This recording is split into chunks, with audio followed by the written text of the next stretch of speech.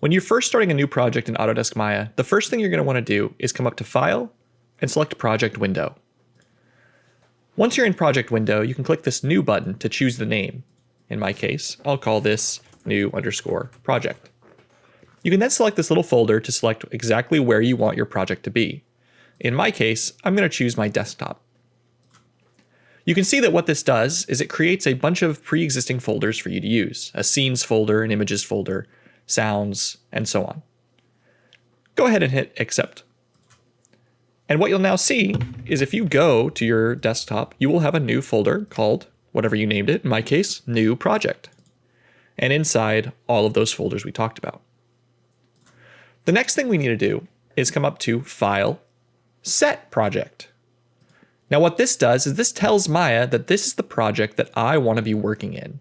All you have to do is select the base folder, the one that has all of those other folders inside of it. So in my case, New Project. And I'll hit Set. What this does is it tells Maya exactly where to reference everything that it wants to look for. So when I come up to File, Open Scene, it checks the New Projects/Scenes folder. The third step is to actually save your scene.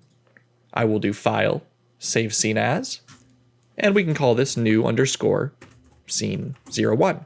And as you can see, it's going to save directly into that New Project/Scenes folder. That's because we set our project.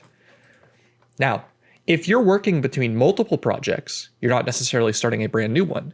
The only thing you need to make sure you do when you first open up Maya is come to File, Set Project, and choose the correct one.